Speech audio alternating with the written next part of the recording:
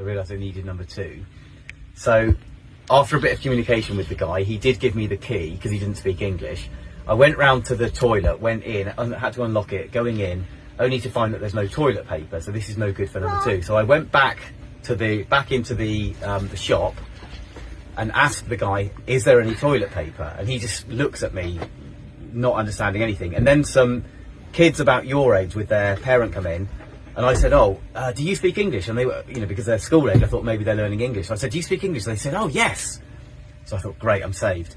So I said, could you ask the gentleman here if there's any toilet paper? And they looked at me and just went, yes. And I said, could you ask him? And they just went, yes. I then realised that they knew one word of English, which was yes. So I said, could you ask him if I could buy some toilet paper? And they went, yes. We weren't getting anywhere with this. So then I had to just do the miming of what I needed, which was this.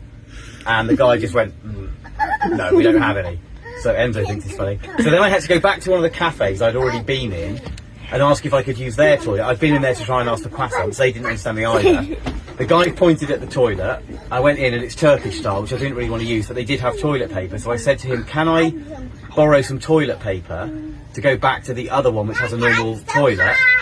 And he just said, like, yeah, whatever, that sort of mutual language thing, kind of code. So I took some of the toilet paper, said thank you, went back to the garage, back into the garage, said to the guy, look, I've got toilet paper now, can I have the key? And he's looking at me like I'm completely mental, but gives me the key. I go all the way around to the toilet, mission accomplished. So yeah, that's how you get by in Bosnia.